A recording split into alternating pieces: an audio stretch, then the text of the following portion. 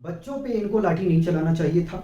बच्चे लोग एक शांतिपूर्वक तरीके से अपना प्रोटेस्ट कर रहे थे।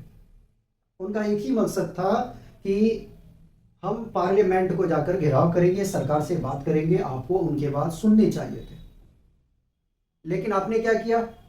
लाठी बरसाना चालू कर दिया। अब वो बच्चे के माइंड में किस तरह का मैसेज या उनके घर वाले को किस तरह का मैसेज जाएगा, आने वाली पीढ़ियों को वो क्या जवाब देंगे कि ऐसे भी सरकार थे जिन्होंने बच्चों पे लाठियां चार्ज किए। कुछ ऐसे असामाजिक तत्व हैं जो इनको ड्रामा बताते हैं, कहते ये सब ड्रामा है। ड्रामा इसलिए वो बताते हैं क्योंकि उनके बच्चे नहीं मरे हैं। उन बच्चों की मां से आप जाके पूछो जिनके बच्चे इस दुनिया में अब नहीं है। आपको पता है ये बच्चे तैयारी कैसे करते हैं? आप इनके दर्द को जानते हो? कई महीनों तक ये बंद कमरे में चुपचाप होकर तैयारी करते हैं और तैयारी करने के बाद में ये जाते हैं पेपर देने और पेपर देकर वापस आते हैं और इनको पता चलता है कि पेपर लीक हो गया। इतना तो डायपर भी नहीं लीक करता जितनी आपके पेपर लीक करते हैं। बताओ इन बच्चों पे क्या बीतेगा? कितनी रात को इन्होंने जगकर मेहनत किए हैं, कभी सोचा आपने? मैं कुछ असामाजिक तत्व की बात ही नहीं करूंगा, उनका काम है ये सब चीजें बोलने का। उनको हर एक चीज ड्रामा लगेंगे। जब उनके बच्चों के साथ में ये सब चीजें, जब ये फेज आएगा तो उनको समझ में आएगा कि ड्रामा था या रियलिटी था। यहां सास बहू की कोई कहानी नहीं चल रहा है। बच्चों ने अपना क्या किए, प्रस्ताव रखे। आपको उनके प्रस्ताव को सुनना चाहिए, बात करना चाहिए था। आपको लाठी से ही मुंह से, मुंह दिया है ना तो मुंह से आपको बात करना चाहिए था, लेकिन आपने किया नहीं किया। आज एजुकेशन सिस्टम इंडिया को लेकर पूरी दुनिया जानता है कि क्या स्थिति है, ठीक है, लेकिन आपको तो इस चीज को कोई फर्क पड़ता नहीं है, ठीक है, क्योंकि वो गरीब के बच्चे हैं ना, जो मरे वो गरीब के बच्चे हैं।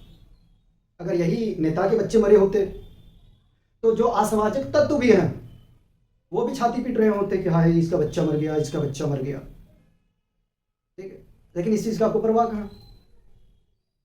आपका एजेंडा यही है कि भैया ये लोग गरीब बच्चे पढ़े नहीं, मजदूरी करें और इनको हम जाति और धर्म के नाम पे लड़वाकर हम अपनी रोटियां सेकें। लेकिन कब तक? एक लिमिट तक। जो इंडिया की जनता है ना, ये बहुत भावुक हो जाते हैं और बहुत जल्दी एग्रेसिव भी हो जाते हैं, ठीक है। जब ये एग्रेसिव होते हैं तो इनको संभालना बहुत मुश्किल है। इस भारत के सरजमीन पर बहुत माओं ने योद्धा योद्धा अपने बच्चों को जन्म दिया है और उन योद्धाओं की वजह से आज हिंदुस्तान एक स्वतंत्र देश के रूप में मिला हम लोग को जो मिला। अब कुछ लोगों को लगता होगा कि 2014 में अलग हुए तो हम उस चीज की बात नहीं कहेंगे। हमें यहां किसी भी व्यक्ति को लेकर क्रिटिसिज्म नहीं करने आए। हमारा बस इतना ही कहना है कि उन बच्चों के ऊपर आपको लाठीचार्ज नहीं करना चाहिए था, उनकी बात को सुनना चाहिए था। लाइनों में खड़े होकर आपको वोट दिए वो बंदे, तो अगर उन्होंने लाइन में खड़े होकर आपको वोट दिए हैं तो उनका सवाल करने का भी हक है, आपको जवाब देना चाहिए था, लेकिन आपने दिया नहीं।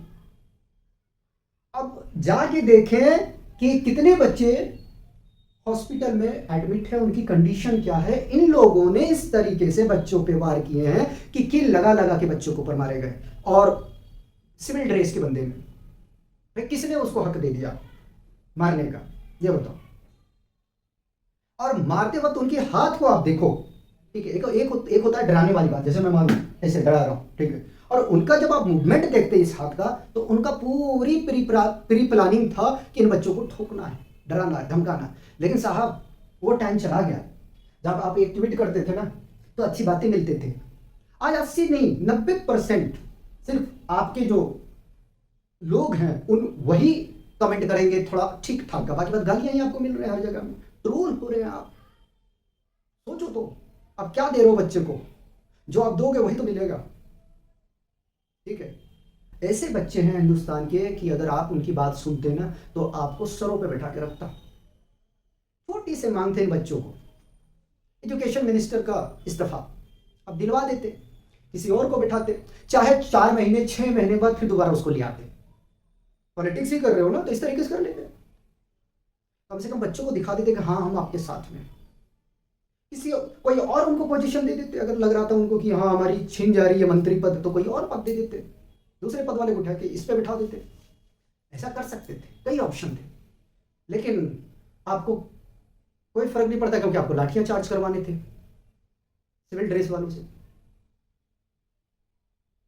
बच्चों से मैं ये कहना चाहूंगा कि बच्चों आप लोग जो है संविधान के दायरे में रहकर प्रोटेस्ट करो, अपनी बात को रखो। दुनिया झुकती है, झुकाने वाला होना चाहिए,